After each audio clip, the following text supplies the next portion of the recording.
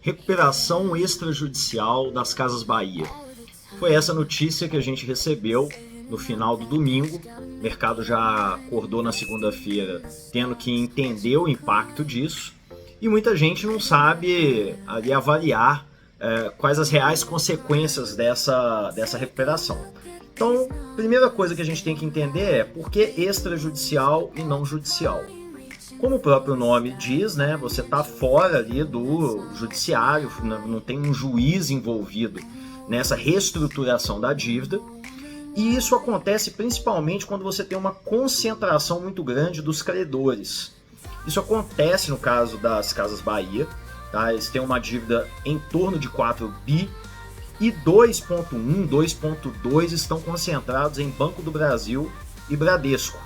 Então, isso permitiu com que eles fizessem uma negociação específica com esses dois credores e aí não precisassem fazer uma recuperação judicial, que é o que a gente chama de RJ, que às vezes não, é sempre muito mais complexa.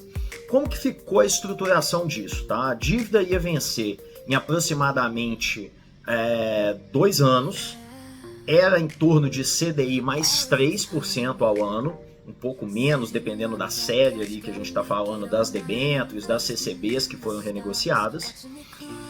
E eles mudaram para um vencimento de aproximadamente ali uns 6 anos, algo em torno de 2029, de maneira a não só alongar o prazo, mas reduzir a taxa de juros, que ficou em CDI mais 1 e CDI mais 1,5, ali entre duas diferentes séries. E eles ainda ganharam 24 meses de carência para pagar os juros. Ganharam, negociaram 24 meses sem pagar os juros. Isso vem, dar um fôlego muito grande para a empresa, para que ela consiga continuar seu plano de reestruturação operacional. Então, uma reestruturação financeira que apoia a reestruturação operacional. Ela, a empresa que já tinha anunciado ali demissão de 6 mil funcionários, o fechamento de mais de 100 lojas, já fechou aproximadamente 50, 55, disse que talvez não tenha que fechar mais, porque conseguiu renegociar alguns aluguéis, mas aí com esse fôlego, a empresa promete aí sim uma recuperação definitiva.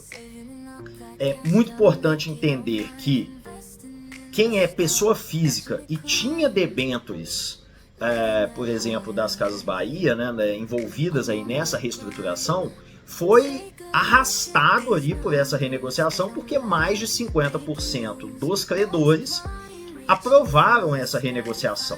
Então, se você tinha uma debênture, você, por consequência, teve o seu prazo de recebimento aí dilatado e a sua taxa um pouco diminuída, a sua taxa de retorno um pouco diminuída.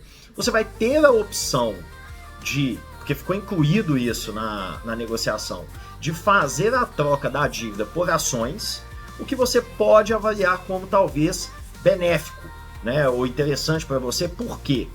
Ontem mesmo a ação amanheceu subindo mais de 30%, 35%, exatamente porque o mercado entendeu que agora sim a empresa vai ter as condições de se reorganizar, de se reestruturar. Tá? Então aqui um pouquinho por alto, mas deixando claro para você um pouco mais sobre o que é uma recuperação extrajudicial, como isso impactou a empresa e os debenturistas, os credores das Casas Bahia. Se você gosta desse tipo de conteúdo, seja como investidor, seja como assessor, consultor de investimentos, me segue para mais.